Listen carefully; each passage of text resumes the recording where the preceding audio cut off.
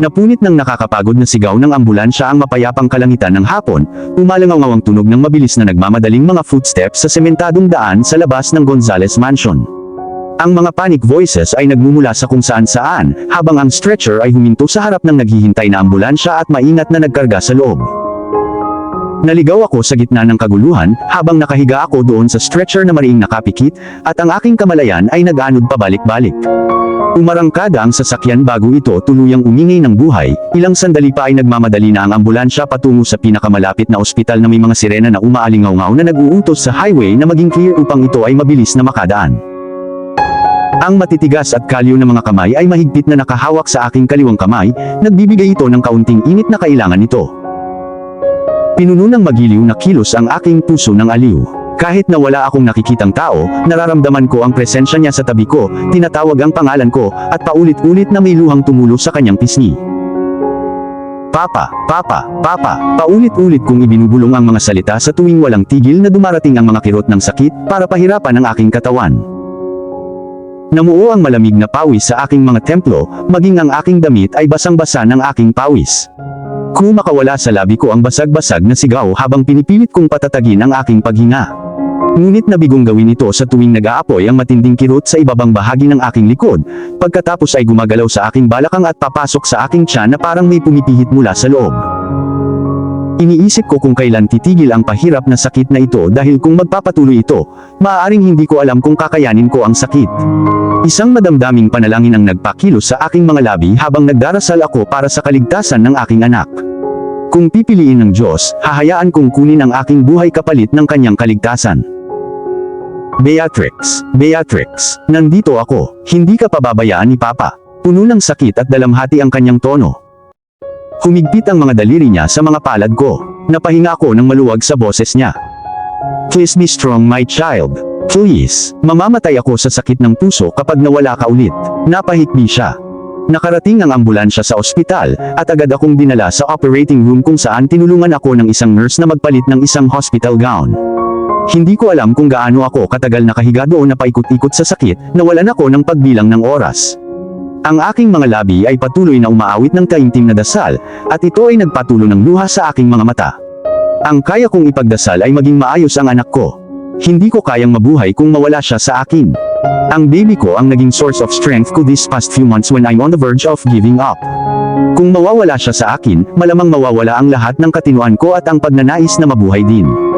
Bumukas ang pinto. Mula sa malabo kong paningin, nakita ko ang dalawang doktor na nakabalot sa mga surgical outfit na lumabas mula sa pinto, na sumusunod sa likuran nila ay dalawang nurse upang tumulong sa panganganak, at bago sumara ang pinto sa operating room, dalawang additional staff ng ospital ang pumasok. Bukod sa akin, may kabuuang 6 na medical staff sa kwarto at pinalo lang ng kaba ang puso ko sa loob ng ribcage ko. 3 ay magiging maayos, ngunit 6 ay hindi ito masyadong marami maliban kung ako ay nasa kritikal na panganib. Will my baby be fine? Paos na bulong kong tanong at pinanood ang doktor na sinusuri ang vitals ko sa pagitan ng kalahating bukas na talukap ng mata. Nasa loob ka ng pinakamagandang ospital sa buong Cordova, Miss Gonzales. Wala kang dapat ikatakot. Ihahatid namin ang iyong sanggol sa pamamagitan ng C-section, mahina ang iyong puso at gumagaling na sugat sa iyong dibdib kaya hindi ka makapanganak ng natural. Huminga ng malalim na nakakapagpakalma, sinisiguro ko sa iyo, ang C-section ay ang pinakaligtas na paraan upang maipanganak ang iyong sanggol. Maayos na paliwanag ng obstetrician gynecologist, at tumango naman ako bilang pag-unawa. Dumating sa aking paningin ang anesthesiologist. Ipinikit ko ang aking mga mata at kinagat ko ang ibabang labi ko nang mabilis niyang ibinaon ang hirenggilya sa aking laman. Hindi ko alam kung after effect ba ng anesthesia o napagod lang ako nang bigla akong nag-groggy. Bumigat ang talukap ko hanggang sa hindi ko na ito mabuksan. Mama, tulala pa rin ako nang marinig ko ang malaanghel na boses ng bata na tinatawag ako. Ito ay napakalambot, at matamis na ang aking mga mata ay nagsimulang dumaloy sa hindi mapigilan na mga luha. Vienna, tawag ko sa pangalan niya, ngunit lumabas ito sa isang bulong na halos hindi marinig. Bumilis ang tibok ng puso ko nang marinig ko ang pangalan niya, kumirot ang puso ko sa pananabik. I badly want to see her, but she's nowhere to be seen, but I know she was there, watching me, guiding me. Malapit na tayong magsama, Mama. I promise you, God is so good. He gave me a second chance to live. Ang malaanghel na boses ay bumulong malapit sa aking tenga na pumupuno sa aking puso ng init. Huminto ako sa pakikipaglaban para manatiling gising na hinahayaan akong lamunan ako ng umiikot na kadiliman. Ang tunog ay nawala sa aking background. Pagkatapos ay nagkaroon ng napakatinding kapayapaan mula sa loob ko nang sa wakas ay nahulog ako sa mga oras ng antok. Nagising ako sa nakakaalarmang tunog ng mga boses na umiiyak. Iminulat ko ang aking mga mata upang siyasatin ang kalituhan na nangyayari sa aking silid sa ospital. Ang aking mga daliri ay lumipad sa aking tiyan, ito ay ngayon ay patag, ngunit ang laman ay malambot pa rin mula sa mga sariwang tahi. Naroon ang obstetrician gynecologist na nakatayo sa tabi ng aking kama, nag-iikot, at sinusuri ako. Nang makita niyang gising ako, sinaklolohan niya ako at sinabihan akong humiga pagkatapos ng masakit na pagtatangka kong bumangon. "My baby, where's my daughter?" Sinabi ko ang mga salita ng malakas kaysa sa sinadya ko habang ang aking naghahanap na mga mata ay nanlilisik sa kanyang walang kibo na mukha. "Please calm down, Miss Gonzalez." Sabi niya na halos napaiyak ako, matapos iwasan ang pagtatanong ko. Hindi ako matatahimik hanggat hindi ko nakikita ang anak ko. Banta ko at binato ko siya ng matalim na punyal. Ito ay dapat na ang epekto ng operasyon na ginawa sa akin na nakakagulat na mainit ang ulo. Ang tunog ng isang malalim na hininga na kanyang ibinuga ay nagpalubog sa aking puso, at nang ang aking tingin ay bumagsak sa kanyang mapupulang mukha, I almost die. "I'm sorry, Miss Gonzalez, pero hindi na humihinga ang baby mo nang kunin siya sa iyong sinapupunan." No, hindi totoo yan. Nagsisinungaling ka." Napasigaw ako, ngunit ang mga salita ay dumating lamang bilang isang paos na bulong. "Beatrix, gumising ka! Beatrix, gumising ka!" Ang mahinang tunog ng aking mga luha ay dumating sa aking kamalayan, at ang desperadong boses ng isang lalaki na humila sa aking gising ay sumalubong sa aking mga tainga. Napabuntong hininga ako at bahagyang iminulat ang aking mga mata. Ang unang nakita ay ang pag-aalala sa mukha ni Alexander Gonzalez habang nakatingin sa akin. "Where is my daughter? Please." Pinunasan ng masaganang luha ang pisngi ko. Habang hinihintay ko ang kanyang tugon ay inihanda ko na ang aking sarili mula sa nakakabagbag damdaming balita. Napangiti si Alexander Gonzalez, sumibol ang kahinahunan sa gilid ng kanyang mga mata habang nakatingin sa akin. "Congratulations, Beatrix, nanganak ka ng malusog na baby girl." May mga luha sa kanyang mga mata na kumikinang sa pagmamalaki. "You're a brave and strong girl, Beatrix. You made me the happiest grandfather today." Isang mainit na agos ng luha ang muling dumaloy sa aking mga pisngi, nang hindi ko na mapigilan ang mga emosyon, ay ang tahimik na luha ay napalitan ng mga hikbi na hindi ko napigilang yumanig sa aking mga balikat. Akala ko nawala na naman ako ng anak. Akala ko hindi ko na siya makikita. Akala ko magwawala na naman ako. "Salamat, Panginoon. Salamat, Panginoon." Bulong ko sa pagitan ng mga hikbi habang si Alexander Gonzalez ay nakaakbay sa balikat ko. Bumukas ang pinto, pumasok ang isang nurse na may dalang isang umiiyak na baby sa kanyang mga bisig. Muntik na akong mapatalon sa kama, kung hindi dahil hawak pa rin ako ni Alexander. Ang mga sumunod na segundo ay ang pinakamatagal habang hinihintay kong makarating siya sa aking tabi. Nang sa wakas ay hinawakan ko ang aking daughter sa aking mga bisig, ay tumigil lang siya sa pag-iyak na para bang pakiramdam niya ay nasa mainit siyang yakap ng kanyang ina. "Baby, Mom is here," bulong ko sa pagitan ng mga luha. Nanginginig ako habang niyuyugyug ko siya sa braso ko. Unti-unting gumuhit ang kanyang maliliit na labi sa isang ngiti at ito ay dumiretso sa aking puso. "Isn't she adorable? Look at those dimples on her cheeks. I wonder kung saan niya nakuha yun," sabi ni Alexander na nakangiti mula tenga hanggang tenga. Para bang naintindihan ng baby ang ibig sabihin ng kanyang lolo, at flexed ulit nito ang kanyang malalalim na dimples para makita nila ito muli. Nagkatitigan kami sa sobrang pagkasindak, at hindi ko napigilan ang isang malambot na halik sa kanyang cute at nakataas na ilong. "May naisip ka na bang pangalan para sa kanya?" Tumango ako sa kanya nang hindi naalis ang tingin ko sa magandang anghel na nasa harapan ko. "She gave me faith in the future, and made me believe in life again." At alam ko ang angkop na pangalan na mas magpapaganda sa seraphic creatures na ito. "Her name would be Faith Viena Gonzalez," sagot ko, na pinahid ang luha sa mga pisngi ni Alexander. "Salamat, Panginoon, sa pagbuhay sa anak ko." Umupo ako roon sa aking hospital bed, isang mapang-akit na ngiti ang sumilay sa aking mga labi, habang ang aking mga mata ay nakatutok sa anghel na nakakulot sa kanyang maliit na kama, at payapang natutulog. Namumuo ang pag-ibig sa loob ko na nagpasikip sa dibdib ko, hanggang sa gusto na nitong sumabog sa sobrang emosyon. Hindi ako tumitigil sa pasasalamat sa Panginoon sa pagbuhay sa aking anak. Hindi ako naging ganito kasaya ngayon na para bang may natanggal na tinik sa dibdib ko. Napaaga si Faith Viena, at tingnan mo kung gaano siya kalusog, na hindi na niya kailangang manatili sa incubator. Fresh at mamula-mula ang chubby niyang pisngi na parang namumukadkad na rosas, at ang manipis ngunit mahubog na mga labi nito ay parang curve sa ngiti kapag gising, at minsan kahit natutulog. Sinabi ng doktor na siya ay ipinanganak na malusog, at maaari namin siyang iuwi kapag pinayagan kami ng ospital na ma-discharge. Hindi ako maaaring maging mas masaya sa pamamagitan ng balita ng pag-uwi, na alam na ang lahat ay unti-unting bumabalik sa normal na bilis. Malalim ang iniisip ko nang biglang bumukas ang pinto, na lumabas mula rito ay si Elisa na may suot na maskara ng pag-aalala sa kanyang mga mata na puno ng luha. Nang makita niya akong nakaupo sa gilid ng kama, hindi napigilan ang mga luhang pinipigilan niya, at umagos ito sa makinis at porselana niyang pisngi. Inilapag niya ang basket na puno ng mga prutas sa tabi ng pinto, kung saan nakatayo ang isang water dispenser, at tumakbo sa akin habang tumulo ang luha sa namumula niyang pisngi. "You made us all worry. Akala ko hindi na kita makikita." Humihikbi siya sa balikat ko. Napukaw ang aking damdamin nang marinig ang pag-iyak niya para sa akin. Before I knew it ay humahagulgol na rin ako habang ginagantihan ko ang yakap niya ng may katumbas na init. Sinabi sa amin ng obstetrician-gynecologist na muntik ka nang mamatay. Halos tumigil ang pagtibok ng mahina mong puso sa loob ng ilang minuto.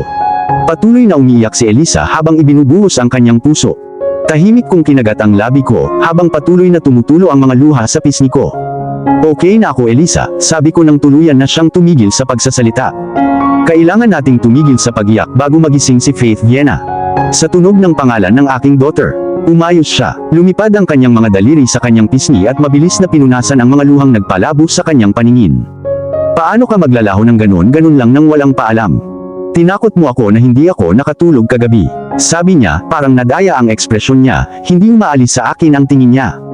"Dapat sinabi mo sa akin ang totoo." Napalitan ang boses niya sa isang pasaway na tono na ikinasakit ng puso ko sa guilt, dahil alam kong tama siya. "Kung sinabi ko ba sa iyo ang totoo, papayagan mo ba akong umalis?" Tanong ko kahit alam kong halatang sagot niya. Pinunasan ko ang luha mula sa aking mga mata gamit ang manggas ng aking hospital gown. "No, kasi natatakot akong may mangyari sa iyo." As expected, iyon ang narinig kong tugon mula sa kanya. "At iyon ang dahilan kung bakit hindi ako nag-abalang sabihin sa iyo. Kung hindi mo pinanganak itong seraphic creatures, I swear, hindi kita mapapatawad." Sagot niya, ngunit sa pagkakataong ito ay nawala na ang mabagsik na boses. Unti-unti na siyang bumabalik sa dati niyang malambing na tono. Ang kanyang tingin ngayon ay nasa baby na nakahiga sa kanyang kama, walang pakialam sa mundo habang siya ay nasa kanyang mapayapang pagkakatulog. "Oh, tignan mo yung angel na yan. At ang ilong na yan, perfect, diba?" Bulalas ni Elisa nang dumapo ang kanyang tingin sa baby na nakakapagtakang hindi gumalaw sa kanyang kama sa kabila ng kaguluhan. Ngumiti ako, ang matamis at walang pigil ng ngiti na iyon na nagpatingkad sa buong silid. Hindi ako makasang-ayon sa sinabi ng aking kaibigan. Tamang-tama ang ilong ni Faith Viena at iniisip ko kung saan niya nakuha iyon. Hindi naman ganoon kataas ang ilong ko at siguradong hindi pinate perfect na parang gawa ng isang artista. "She was so beautiful, Belle, I mean Beatrix." Excitement na bulalas ni Elisa, kumikinang ang mga mata sa pagkamangha habang patuloy itong nakatitig kay Faith Viena. "Pero hindi siya kamukha mo, Beatrix." Sinulyapan niya ako ng mabilis bago niya itinuon muli ang kanyang atensyon sa baby. Ang kanyang huling sinabi ay nagpagulong isip sa akin. Sa unang pagkakataon ay tinanong ko ang aking sarili kung ang aking daughter ay hindi kamukha ko at sino. "Oh, tingnan mo yung dimple na kaka-flex niya." Napangisi si Elisa nang mahuli niya ang ngiti ng baby sa kanyang pagtulog at lumabas ang malalalim na dimple sa kanyang malarosas na pisngi. "This angel was a charmer. You cute little thing. Namana mo siguro sa tatay mo ang charming features mo." Natigilan ako sa huling sinabi niya. Nang bigla niyang inilipat ang tingin niya sa akin, nahuli niya ang pagkalito na kumalat sa mukha ko. "I'm sorry, Beatrix. Hindi ko dapat sinabi ng malakas." Nanghihinayang sabi niya habang mabilis na lumapit sa akin na may pag-aalalang kumunot ang noo niya. "It's not your fault, Lisa. It's not your intention to offend me. It's just that Faith's father was such a huge enigma to me until now. I can't remember even the smallest detail about him." Huwag mong pilitin ang iyong sarili na bawiin ang iyong alaala, Beatrix. Bibigyan ka ng panahon ng sagot na hinahanap mo. Isang araw na hindi mo inaasahan na darating ito, babalik ang iyong mga alaala. Oo, naiintindihan ko si Elisa, pero hindi ko maalis sa isip ko ang ilang pagdududa. Kung may asawa nga ako, bakit hindi hanapin ako? O kung hindi, paano ako naging single mom? Hindi sa pinagsisisihan ko ang aking Faith. Sa katunayan, siya ang pinakamagandang nangyari sa akin. Hinding-hindi ko pagsisisihan ang pagkakaroon niya. Stop overthinking, okay? You will stress yourself and so the baby. Sinuklay ni Elisa gamit ang kanyang mga daliri ang nalalagas na buhok sa mukha ko. Siya ay tulad ng kapatid na babae na hindi ko kailanman nagkaroon. Siya ay napaka-sweet at napaka-amo. Binigyan niya ako ng pagmamahal ng walang pag-aalinlangan. Sinunod ko ang advice niya at inalis ko ang mga nakakaabala sa isip ko. Tama siya, ma-stress lang ako sa sobrang pag-iisip and so the baby. Nang makita niyang lumiwanag ang mukha ko, lumiwanag siya. Isang ngiti pagkatapos ay unti-unting gumuhit sa kanyang mga labi. Napangiti din ako at nagpasalamat sa kanya. Bandang alauna nang magpaalam si Elisa. Pagkatapos niyang halikan ang kaliwang pisngi ko, dali-dali siyang tumakbo papunta sa pinto. Muntik na niyang makalimutan ang tutoring schedule niya. It totally slipped out of her mind since all she'd thinking was me. Not that I can blame her, it was her nature to care too much na minsan nakakalimutan niya ang sarili niya. Ingat, kumaway ako pabalik sa kanya, bago isinara ang pinto. Minsan pa nga ay nag-iisa ako, ngunit hindi lubos. Si Faith Viena ang kasama ko dito. Alam kong hindi ako mag-iisa o mag-iisa hanggat kasama ko siya. Bumukas ang pinto. Kailan ko lang naisip. Bumalik si Elisa matapos makalimutan ang isang bagay sa likod, lumabas si Alexander Gonzalez mula sa pintuan. May dala siyang fresh bouquet sa kanyang kamay. Nang makita niya akong nakatingin sa kanya, napangiti ang kanyang bibig, na nagpalukot sa gilid ng kanyang mga mata sa saya. Hindi ako makapaniwala na ang lalaking ito ang aking ama. Sa likod ng cold-hearted facade, dati niyang niloloko ang lahat ay ang pinakamabait na lalaking nakita ko. For you my darling, sabi niya sabay abot ng bouquet ng fresh red roses sa akin. Thank you papa, tuwang-tuwang tugon ko, sabay kuhan ng mga bulaklak sa aking ilong. Ang matamis na nakakaakit na amoy ng mga rosas na tumatagos sa aking ilong ay halos napapikit ako. Nakaka-relax ang bango, kaya nagkaroon ako ng ganang humiga at makatulog. Lahat ng mga brothers mo ay nasa labas ng kwarto na nagtatalo kung sino ang mauunang pupunta dito. Hindi ko sila pinayagang pumunta dito ng sabay-sabay. Magiging masikip ang kwarto para sa kanilang 8. Isa pa, ayokong makagambala, ang sarap ng tulog ng anghel na ito. Nakatingin siya sa apo nang sabihin niya ang huling sinabi. Nanlaki ang mga mata ko sa gulat, at hindi makapaniwalang tinitigan ko siya. Napakabait naman nilang dumating papa. Dapat hindi na sila nag-abala. We will be discharged from the hospital tomorrow. Ngumisi siya at umiling. Namumuo ang saya sa kanyang mga mata. Sinabi ko nga sa kanila, hindi sila nakikinig. Hinayaan ko silang sumama sa akin, dahil hindi nila mapigilan ang kanilang excitement na makita ka, at ang little girl na ito. Papa, pwede ba tayong mag-usap saglit? Huminga siya ng malalim, at mahabang hininga bago nagpatuloy. Tungkol ba ito sa hotel project sa tabing dagat? Bakas sa mga mata niya ang pag-aalala habang nakatingin sa akin. Ngayong alam na niya ang intensyon ko, I couldn't make a retreating step backward. Tumango ako bilang confirmation.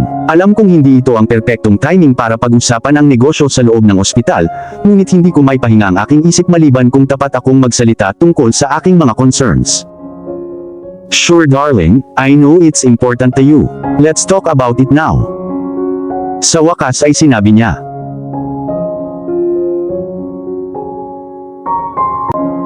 Yes po, ito ay tungkol sa hotel project kasama ang lupain kung saan itatayo ang gusali. Pasensya na po kung kailangan nating pag-usapan ang isyo at this untimely hour papa. Ang totoo, halos hindi ako nakatulog kagabi sa pag-iisip. Hindi ako mapakali kung hindi muna natin pag-usapan ang kapakanan ng mga tao. Nang matapos ang litanya ko ay dahan-dahan kong inangat ang tingin ko kay Alexander Gonzalez.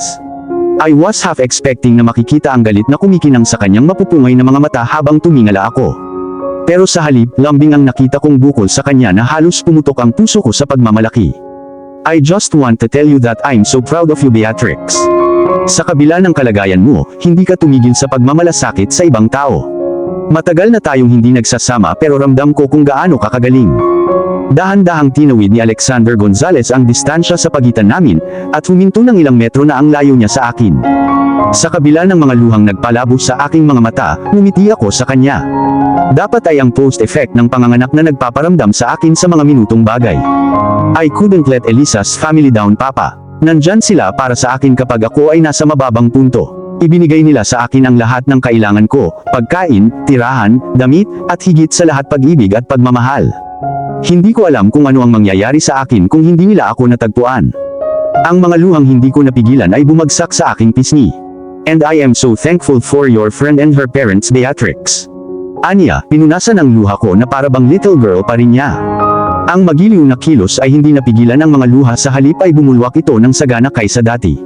Kung hindi dahil sa kanila, hindi ko na makikita ang nag-iisang anak kong babae na hinahanap ko sa nakalipas na 23 taon. Kaya nga humihiling ako sa iyo na bigyan mo ako ng pabor, papa, bulong ko habang nagdadasal sa langit na pakinggan niya ang aking pagsusumamo. Kinuha ko ang kamay niya at pinulupot ng mahigpit ang mga daliri ko sa kanila. Pakiusap bigyan sila ng mas maraming oras upang manatili sa ari-arian upang makahanap sila ng isang mas mahusay na paglipat ng tahanan. Hindi mo kailangang magmakaawa, Beatrix. In fact, nandito ako para ihatid ang magandang balita para sa iyo. The Gonzales Rest House, from now on magiging belong to Elisa's family. Not only that, your friend could continue her college education. Napili siya para sa Gonzales Scholarship sa Harvey University. Nagtatakang tinitigan ko siya habang nanlalaki ang mga mata na halos magkasya ang isang mansana sa loob.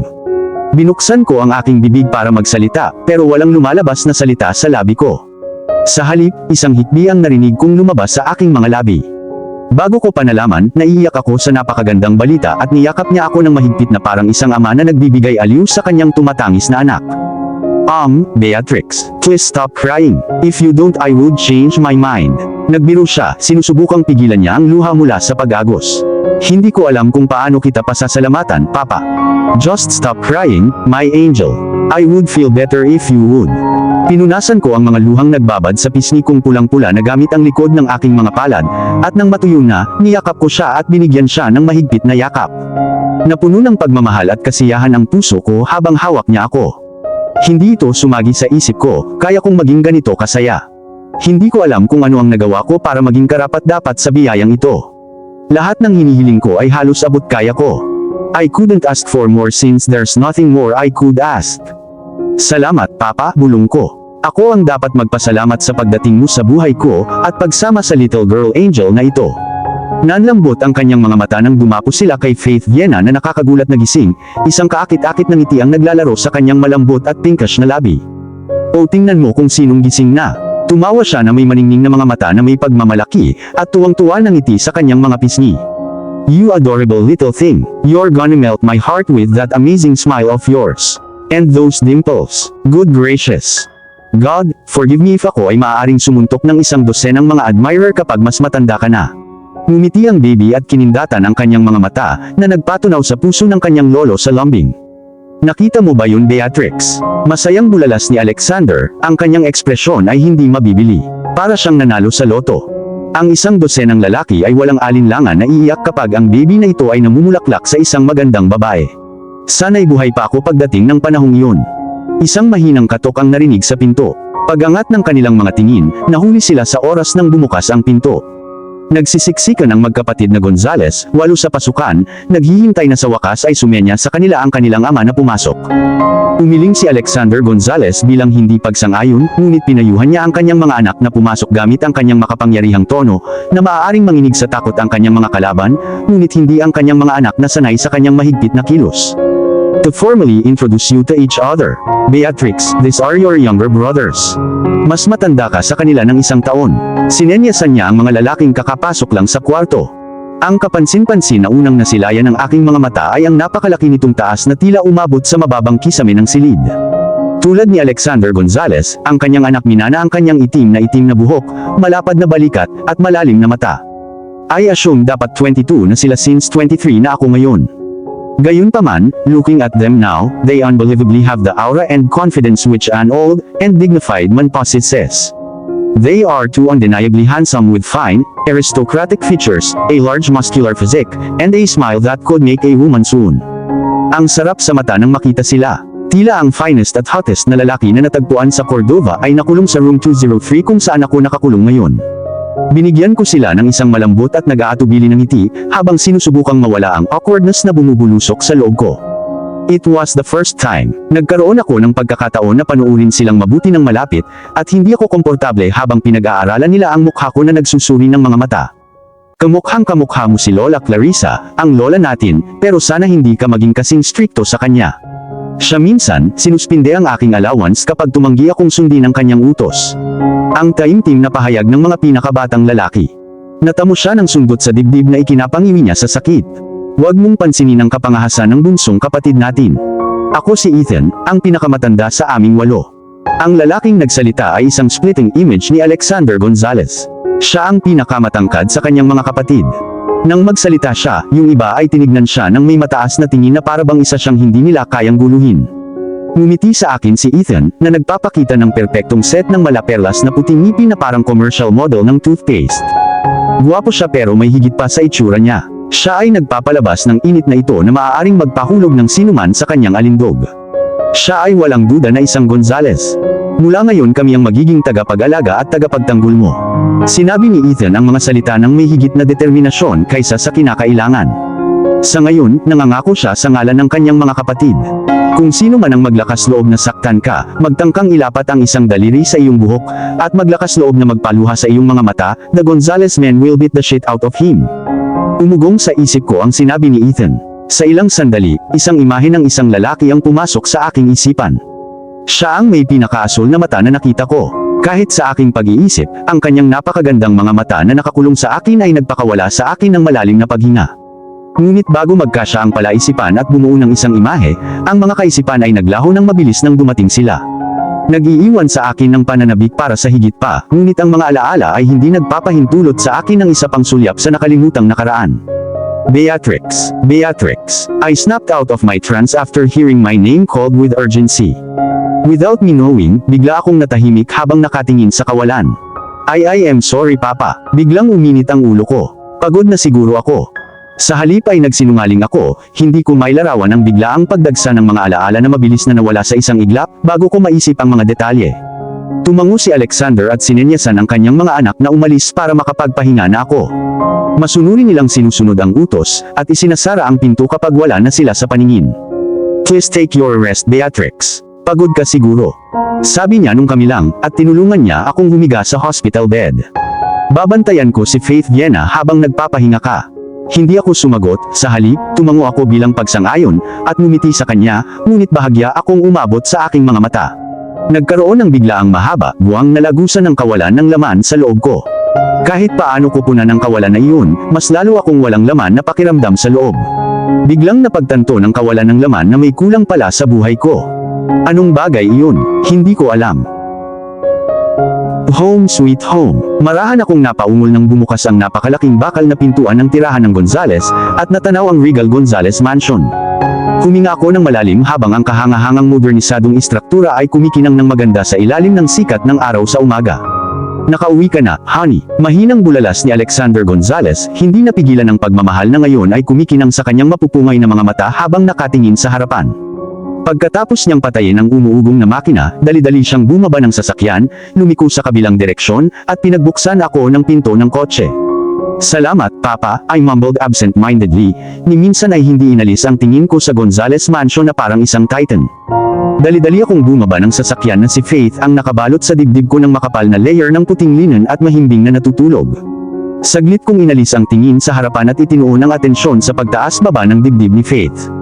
Nakakabighani at nakakaakit ang tanawin kasabay ng pagpuno ng aking dibdib sa mga emosyon na natatakot akong sasabog ito anumang sandali sa sobrang sikip nito.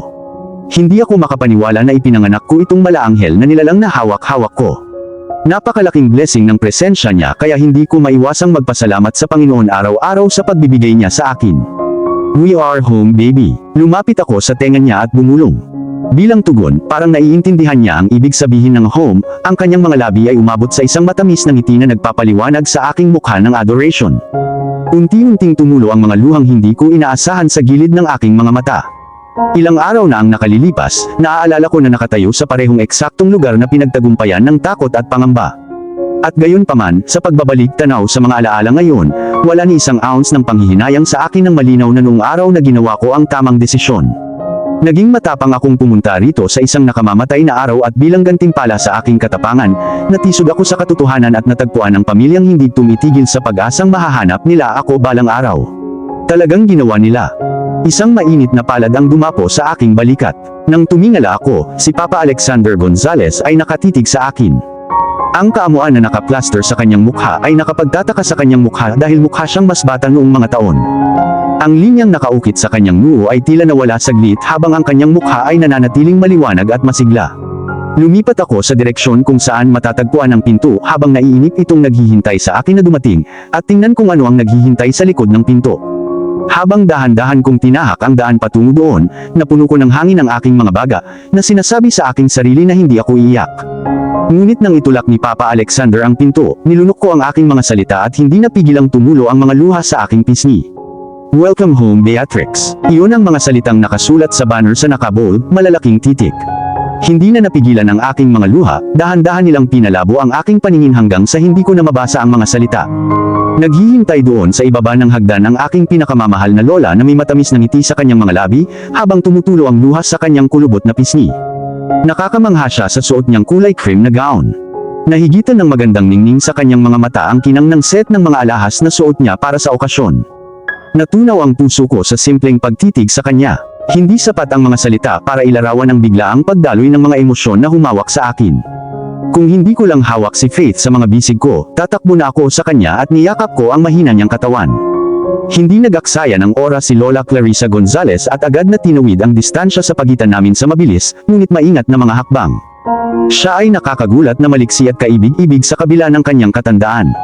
Nakagalaw pa rin siya ng may kakisigan at pagkapino tulad ng sa isang 20 anyos na ginang.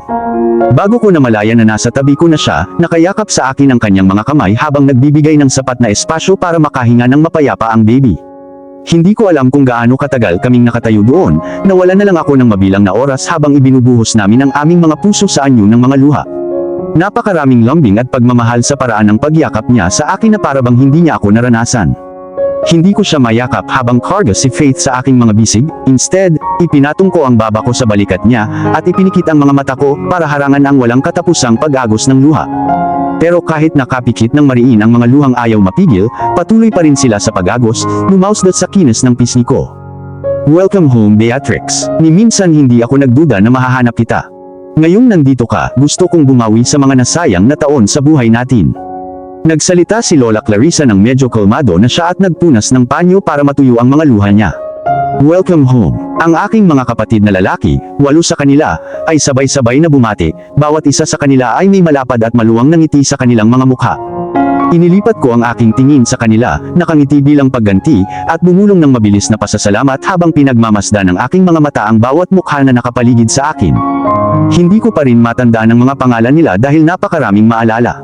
Siguro pagdating ng panahon, matutugunan ko rin sila sa kanilang ibinigay na pangalan. Dahil siya ang pinakamatanda, si Ethan lang ang nakikilala kong mukha mula sa karamihan.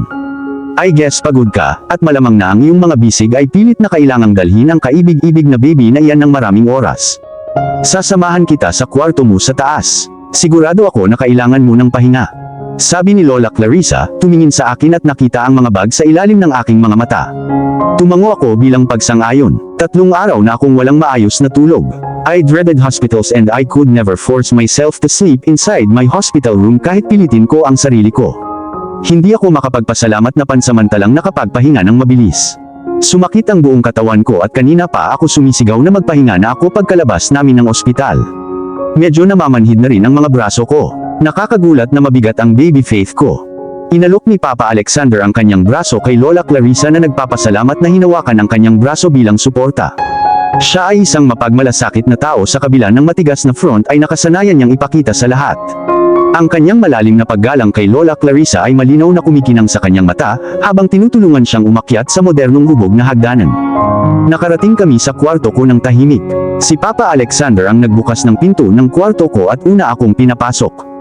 Wild at nalilitong tingin ang bumalot sa kwarto nang may pagkamangha habang dahan-dahan akong pumasok. Bumagsak ang aking mga paa sa malambot at nakakarpet na sahig na nagbibigay sa akin ng kasiyahan. Tinakpan ko ang bibig ko nang mapagtanto ko kung gaano ito nakabuka.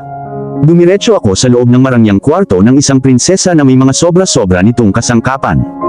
Ang luho ay masyadong marami para mahawakan ko. Mula sa matataas na kisame, kulay rosas na dingding, at malambot na nakakarpet na sahig ang ginawa sa pagiging sophisticado. Walang bagay sa loob na matatawag kung hindi elegante. Isang mini chandelier ang nakasabit sa kisame, na nagbibigay sa silid ng isang queenly ambience.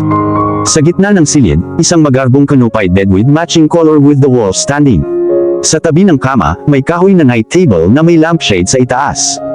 Napabuntong hininga ako nang dumapo ang aking mga mata sa kaliwang bahagi ng kama, malapit sa floral sofa set, kung saan nakatayo ang isang shelf mula sa sahig hanggang sa kisame, puno ito ng sari-saring gamit ng mga collector ng books, limited edition, New York best-selling. Lahat ay gusto ko lang.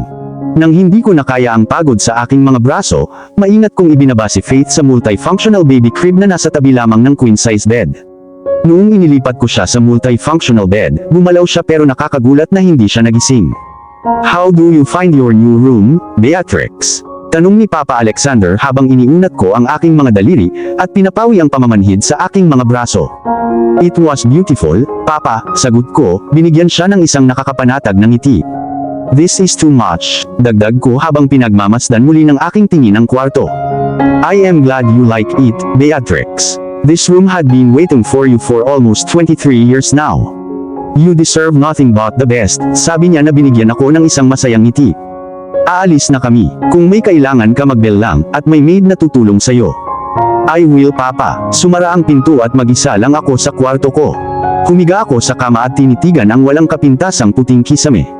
Ito ang buhay ko ngayon, gustuhin ko man o hindi, tatanggapin ko ito ng may malawak at bukas na mga bisig. Kahit sinong babae ay papatay para magpakasawa sa karangyang hawak sa harapan ko. Ako dapat ang magpasalamat sa lahat ng ito. Bumibigat ang talukap ko bawat minuto, pero ginawa ko ang lahat para manatiling gising. Masyado akong pagod, at hindi makatulog ng ilang araw na nang hindi ko namamalayan ay sa wakas ay sumuko na ako, at nahulog sa isang malalim na antok.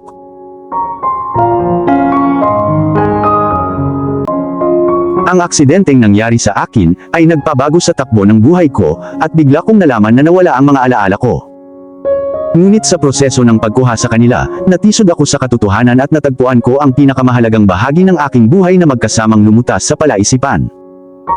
Noong pinahintulutan ko ang aking sarili na maging Beatrix Gonzalez, alam kong sa sandaling iyon ay nagkamali ang aking buhay sa tamang desisyon. Hindi na mauulit ang buhay ko. Nandito ako nakahiga sa queen-size bed, naliligaw sa dagat ng pag-iisip, iniisip kung ano ang naging panaginip ko kagabi. Ito ay dapat na ang epekto ng sugat na natamo sa aking ulo na hindi ko naalala ang pinakamaliit na detalye ng alinman sa aking mga panaginip. At kung maaari kong maalala ang isang bahagyang alaala ng mga ito ay karaniwang isang maikli, mabilis, at malabo na pagpapakita ng mga nakalilitong larawan na maaaring magbigay ng kaunti o walang tulong. Katulad ng panaginip na gumising sa akin ngayon, hindi ko rin sila nabawi. Tulad ng pag-iisip kong ito ay abot kamay ko, na ano dito mula sa aking maabot sa isang imposibleng lugar. Ang lahat ay nawala sa isang makapal na masa ng kulay abo na usok na ipinagkait sa akin ang pag-akses sa alaala ng aking nakaraan. Ang bahid ng sikat ng araw na tumatagos sa Venetian blind ay dumiretso sa pag-init ng aking mga pisngi. Nang iminulat ko ang aking mga mata, saglit akong nabulag sa biglaang pag-atake ng liwanag na nagpapikit ng aking mga mata. Ang huni ng mga ibon ay umabot sa aking pandinig, at napaungol nang mapansin kong nakalimutan kong isara ang bintana kagabi. Ang mga huni na nilalang na iyon ay nakikipagkarera ngayon sa labas ng aking bintana. Ang tunog ng mga ito ay maaaring naging musika sa aking mga panaginip, kung hindi dahil sa biglaang namumuong kahungkagan na gumising sa akin kaninang umaga.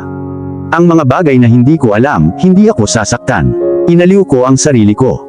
Siguro mas mabuti ang mga bagay kung wala ang aking mga alaala, dahil hindi ako sigurado kung ano ang sekreto nito sa loob ng kahon ng Pandora. Inalis ko ang mga negatibong kaisipan sa aking isipan sa pamamagitan ng isang mabilis na panalangin sa umaga, na nagpapasalamat sa Panginoon sa hindi pagkalimot na pahabain ang aking buhay. Inalis ko ang aking sarili sa kama, at sinimulang ayusin ito habang ang aking munting anghel ay mahimbing na natutulog, at mayroon pa akong oras upang tiklapin ang kumot, at ilagay ito sa itaas ng mga unan na maayos kong isinalansan sa headboard. Madaling araw pa lang, napagtanto kong nakaagaw ako ng tingin sa grandfather clock at nakita ko ang oras. Alas 7, maaga pa noon pero lagi akong maagang bumabangon. Hindi pa ako bumababa, natutulog pa rin si Faith at ayokong magambala. At saka, gusto kong i-spoil ang sarili ko sa panunood ng kanyang pagtulog, nagbibigay ito sa akin ng maternal satisfaction. Umupo ako sa gilid ng kama, at hinila ang crib niya palapit hanggang sa maipatong ko ang mga siko ko sa riles nito. Nakaupo lang ako habang pinagmamasdan ang pagtaas baba ng dibdib niya. Kaya kong titigan siya ng tuluyan, at hindi ako makaramdam ng pagod. Elisa was right in her remark, medyo hindi ako kamukha ni Faith. Sinubukan kong iwasang isipin ito noon pa, magdadala lamang sa akin ng stress ngunit hindi ko kayang tumakas sa katotohanan magpakailanman. May ama si Faith at hindi pwedeng itanggi na namanan niya ang kanyang mga facial features sa kanya. Kung buhay pa siya ay isang misteryo sa akin. I don't have any idea if we are even on good terms or if he's even aware ng pagkakaroon ni Faith. Ngunit pagkatapos ay sinabi sa akin ng logic kung nag-aalala siya tungkol sa pagkawala ko, dapat ay mayroon siyang ginagawa at hinanap ako. Pero sa tagal ng pananatili ko dito sa Cordova, walang ulat ng nawawalang tao which nawalan ako ng pag-asa. Walang pakialam sa akin ang isang asawa o sadyang wala talaga siya. Ang natitiyak ko ay ang mahaba, namumuong kahungkagan na nagpaluwang ng aking puso sa pananabik. Masaya na ako sa bagong buhay ko ngayon, God knows how almost perfect my life seems now.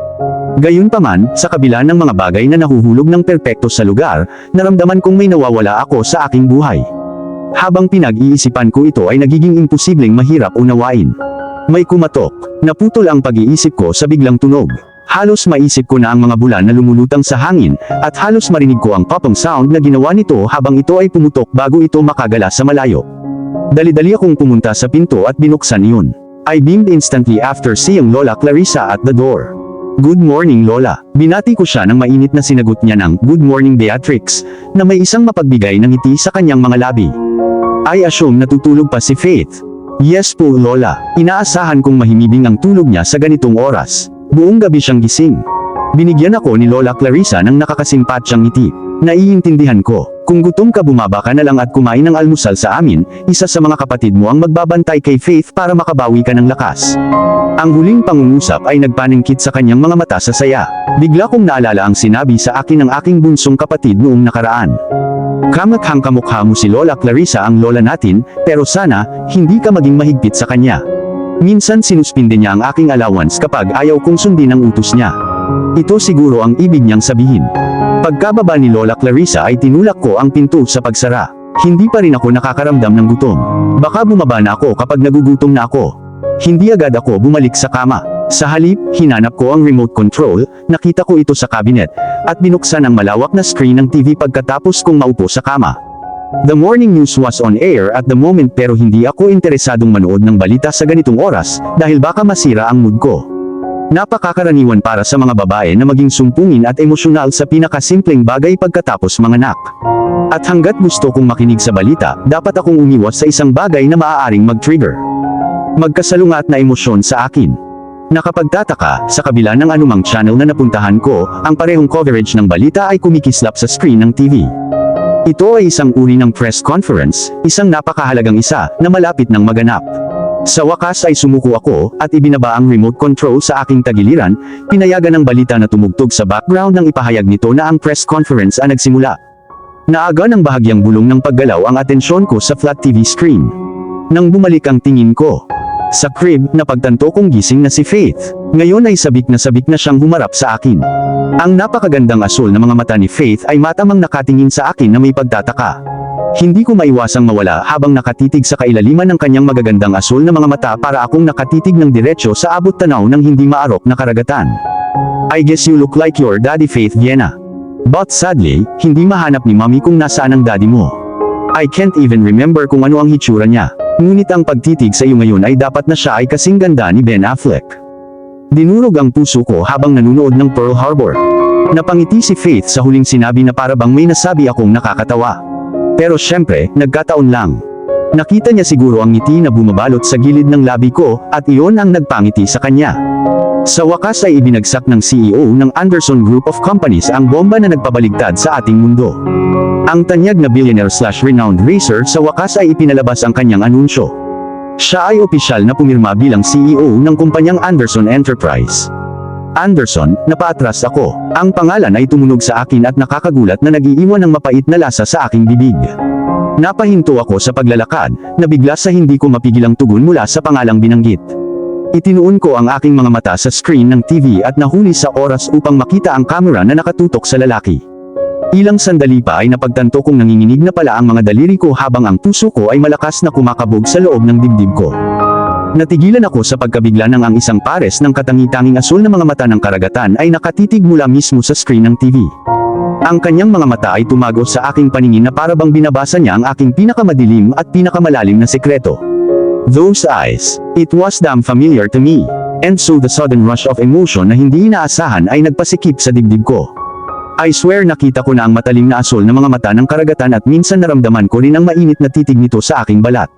Hindi ako maaaring magkamali. Hindi ko inaasahan na darating ang sakit at nang mangyari iyon, ang matinding kirot na sumalakay sa aking dibdib ay natigilan ako at naglabas ng mga luha sa gilid ng aking mga mata. Painful. It's so damn painful. Ang pagtitig lang sa mga perpektong chiseled features ay halos mapaiyak na ako sa sakit sa hindi maipaliwanag na dahilan. Umikit ako, lumipad ang mga daliri ko sa dibdib ko kung saan may kamay na masakit na pinipiga ang puso ko. Sino ka ba talaga? Bakit mayroon kang napakalalim na epekto sa akin na hindi kayang ilarawan ng kahit anong salita? Sa kabila ng sakit, patuloy na nakatitig sa kanya ang naluluha kong mga mata, habang ginagawa ang aking makakaya para maalala ang isang partikular na alaala. Ngunit wala sa aking mga pagsisikap ang naghasik ng gantimpala nito. Nakalulungkot, parang isang bahagi ng aking alaala ang lubos na humarang sa kanyang pag-iral. Sa kabilang banda, si Gabriel. Ako, si Gabriel Anderson, ay mag-steps down bilang CEO ng Anderson Enterprise. Ang posisyon ng CEO ay mapupunta sa nararapat nitong may-ari, si Vince Anderson, ang lehitimong anak ni Ibrahim Anderson. Tama ang narinig mo, isa akong bastard na ipinanganak sa labas ng kasal, isang produkto ng panandaliang pakikipagrelasyon ng aking ama sa kanyang mistress, at wala ako sa posisyon at wala na akong anumang dahilan para manatili sa tronong hindi dapat pag-aari ko.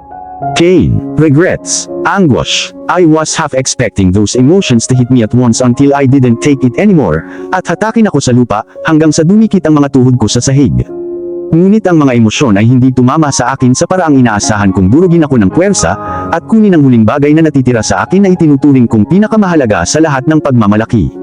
Sa halip, mayroong isang mahaba, hangkad na kahungkagan na bumabarena sa aking puso at lumikha ng isang mas malaking butas para sa akin upang takpan. Umalis ako sa stage, hindi ko pinansin ang nakakabinging katahimikan na biglang bumalot sa kwarto. Kung ang isang balahibo ay nahulog sa sahig ay tiyak na maririnig ito habang ito ay nahulog sa ilalim.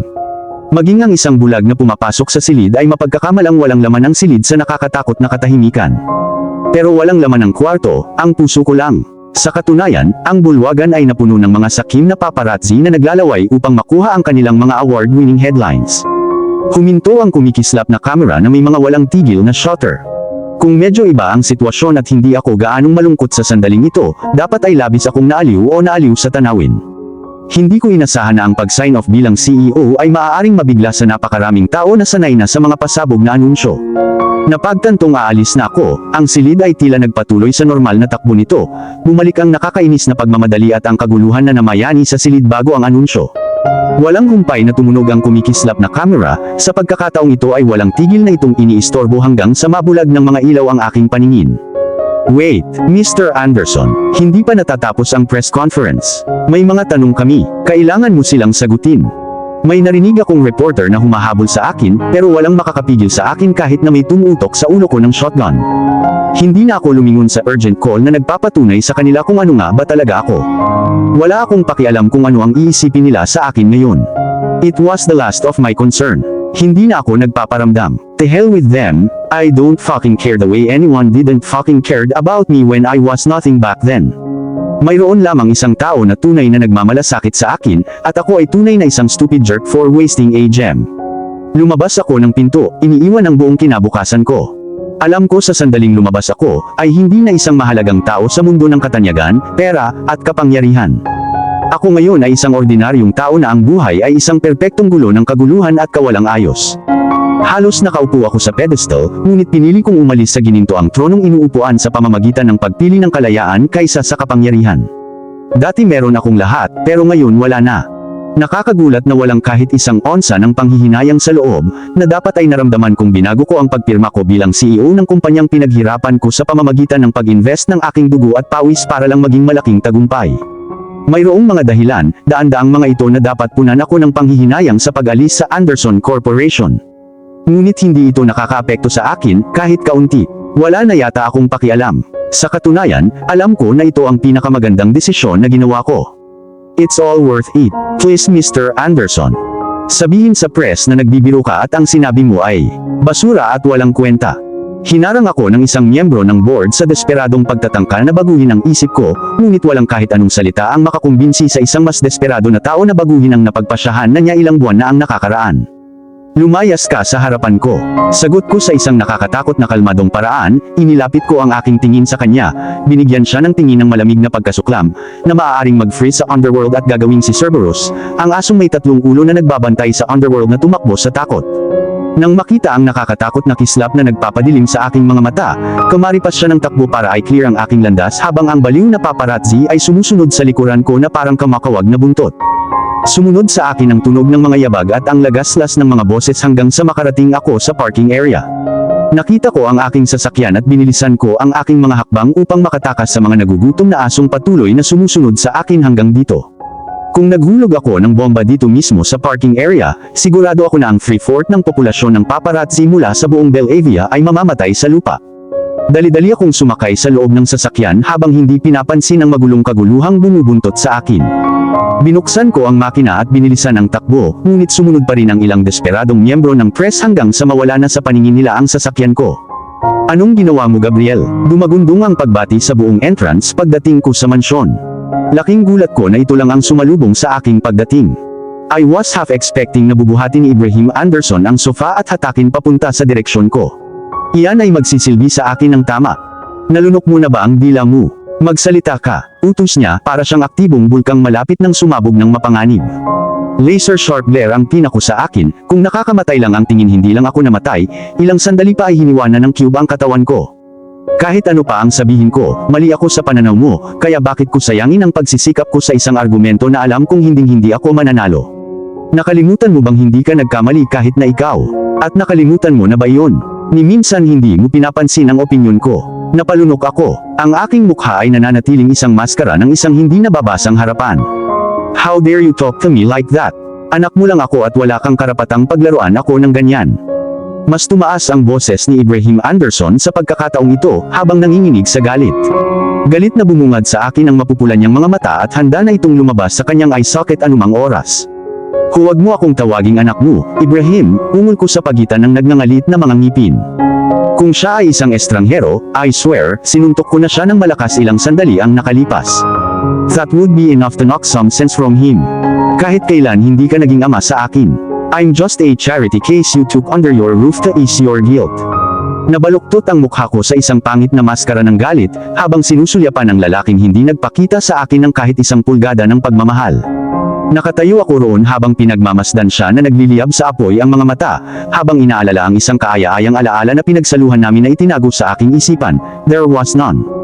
Ang bumalik sa aking isipan ay isang masakit na alaala ng isang batang bugbog, binugbog, at nanginginig sa takot habang hinihintay niya ang marahas na suntok mula sa leather belt na hindi lang naging bato ang kanyang puso, kundi pati na rin ang kanyang kaluluwa. Ang tanging kaaliwan na naramdaman niya sa sandaling ito ay ang pag-iisip na kapag namatay siya ay mapupunta siya sa langit dahil ginugol niya ang kanyang buhay sa impyerno. Ang tanging patunay na ikaw ang naging ama ko ay ang pagiging irresponsible ko sa anak ko. Nandyan ka para punahin ang bawat pagkakamaling nagawa ko, ngunit hindi ka pa naruroon para batiin ako sa aking unang tagumpay. May mga lalaking maaaring maging ama, isang bata ngunit hindi lahat ay karapat-dapat na maging isa. Tumalikod ako sa takot na kapag pinagpatuloy ko ang pagtingin ko sa kanya ay mawawalan ako ng pagpipigil sa sarili, at mapatay ko siya kaagad. Maaaring atakihin sa puso. You ungrateful bastard. Where the hell you think you're going? You are good for nothing irresponsible son. Ang pagtakas sa kasal mo ay hindi naging sapat para sa iyo. Ngayon tumatakas ka na rin sa responsibilidad mo. Huminto ako sa paglalakad pagkatapos ng hindi mapapatawad na pananalita na nagpakulo sa akin sa galit. Nawala ang nakakatakot na kalmadong boses na ginamit ko kanina, napalitan na ito ng dumadagandong na halos yumanig sa entrance sa autoridad nito. Ang lalaking ito na tinatawag mong irresponsible. Siya rin ang taong nagligtas sa Anderson Enterprise mula sa pagkabangkarote, at ginawang posible na makamit ang maluwalhating tagumpay na mayroon ito ngayon. Aalis na sana ako at maglakad pero nagpasya akong manatili ng kaunti para sabihin sa kanya ang mahalagang balitang ayaw niyang makaligtaan. At saka, ang bride-to-be ay buntis sa anak ng ibang lalaki. At ang lalaking iyon ay hindi ako. Ito ay sa iyong nag-iisang lehitimong anak na si Vince. Aalis ako sa bahay na ito nang walang pagsisisi, at plano kong hindi na bumalik. At kung sakaling matagpuan ko ang aking sarili na babalik sa godforsaken place na ito ay upang dumalo sa libing ng aking ama. Kung hindi sa kanya, malamang na iyon ang libing ni Vince dahil mahaba ang pila ng mga kaaway na naghihintay na bumunot ng baril sa kanyang ulo kung bibigyan siya ng pagkakataon. Napakaraming bagay na dapat iimpake, ngunit kung madadala ko ang lahat, kailangan kong umarkila ng truck ng teen wheeler para lang madala ang lahat ng gamit ko na kinabibilangan ng mga appliances at personal na gamit. Ngunit ang pagdadala sa kanilang lahat ay ang huling bagay na nasa isip ko, ang gusto ko lang ay makatakas sa lugar na ito ng mabilis. Mas maaga mas mabuti, kaya't nagpasya akong mag-impake ng tanging bagay. Kakailanganin ko ng mga damit. Doon sa kama, isang malaking suitcase ang nakabukas, at ang mga kalat ng mga damit ay nakasabit sa loob ng hindi maayos na parabang isang magnanakaw ang pumasok sa loob ng silid, at random na naghahakot ng mga gamit sa loob ng masikip na compartment. Nang mapagtantong naiimpake ko na ang lahat ng kailangan ko, inilapit ko ang zipper at naiinip akong umungol nang hindi ito gumalaw. Nilagyan ko ng mga damit ang suitcase at imposibleng hilahin ang zipper pataas. Umiling ako sa dami ng oras na nasayang ko, naglabas ako ng isang dakot na t-shirt at inihagis ito sa kama, at nakahinga ng maluwag nang maisara ko ang suitcase. Lumabas ako ng kwarto ko nang hindi lumilingon sa isip ko na hindi lang ang mga personal kong gamit ang naiwan ko, kundi ang magandang kinabukasan na nasa harapan ko. Hindi na ako ang mayaman at maimpluwensyang CEO ng Anderson Enterprises. Ako ay isang mahirap na tao na may lamang ng 1 sentimo sa aking bulsa.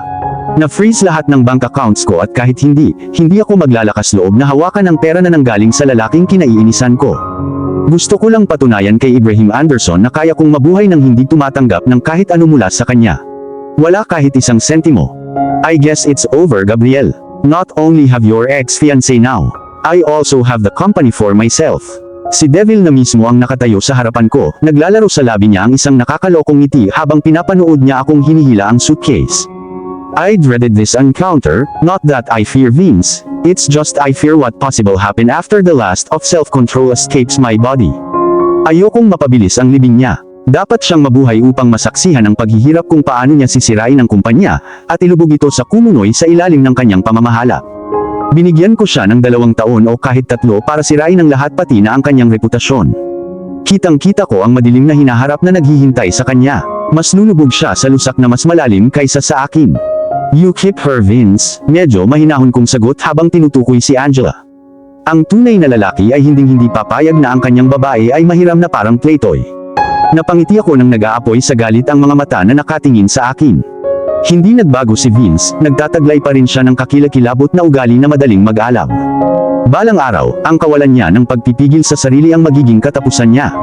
Lumipat ako sa pinto. Ang pakikipagtalo sa kanya ay napatunayang walang kabuluhan dahil wala akong mapapala. Sa katunayan, mawawala sa akin ang isang bagay na mahalaga sa akin kung patuloy akong makikinig, ang aking pasensya. Kanina pa ito nanginginig, nagulat ako na napatigil ako. Don't waste your time searching for Monica. She's definitely dead. Masakit na umalingaw-ngaw sa aking tenga ang kanyang mga salita. Huminto ako sa paglalakad at lumingon kay Vince. He was smiling knowing that he just said a remark that triggered me. Hindi na ako magtataka kung utusan mo si Angela na patayin siya. Hinamak mo si Monica sa pagtanggi sa iyo. Huli na para ma-realize ko kung gaano ka kadesperado para paghiwalayin kami. Walang sinabi si Vince. Nawala ang nakakalokong ngiti sa kanyang labi. Hindi ko siya binigyan ng oras para makabawi at dumiretso sa pintuan.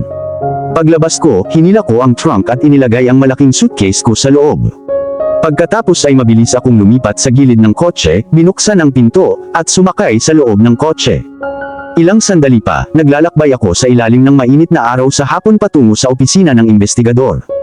Habang nagmamaneho, paulit-ulit na naglalaro sa aking isipan ang nakakatakot na ekspresyon ni Vince na nagtataka kung bakit bigla siyang nagmukhang nahuli sa akto. Pagkatapos kong banggitin ang posibilidad na inutusan niya si Angela na patayin si Monica. Hindi naman ako seryoso nang sabihin ko iyon sa kanya, pero hindi ko inaasahan na makakatanggap ako ng ganoong kakaibang mga tugon mula sa kanya. Hanggang ngayon, nalilito ako, iniisip ko kung nauwi ba ang hindi ko inaasahang sagot. Pasensya na po Sir Anderson, pero sarado na po ang kaso tungkol kay Monica Castillo. Walang nakitang foul play. Napag-usapan na ang kanyang maagang pagkamatay ay sanhi ng pagkalunod. Ang balitang sumalubong sa akin pagdating ko sa investigator's office. Ang aking mga templo ay naging isang galit na galit. Isang bagay na maaari kong tukuyin habang ang galit ay bumubula sa loob ko. Naninikip ang dibdib ko hanggang sa hindi na ako makahinga. Nakaupo sa tapat ng mesa, sa loob ng opisina ng mga investigador ay isa sa mga lalaking humawak sa kaso ni Monica.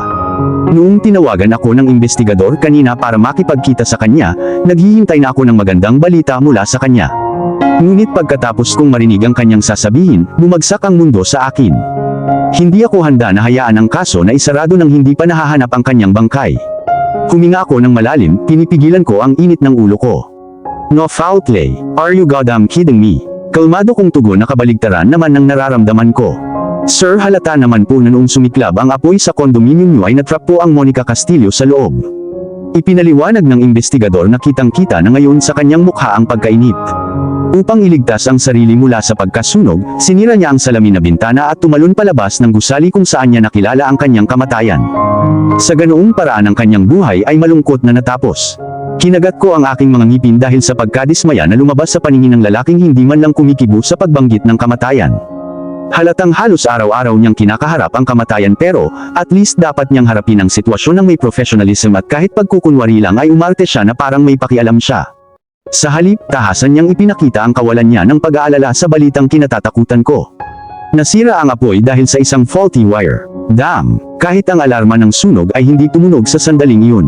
At idagdag pa, hindi gumana ang automatikong sprinkler na medyo kahinahinala kung isa sa alang-alang na ito ay gumagana ng maayos noong ito ay last checked by the condominium staff.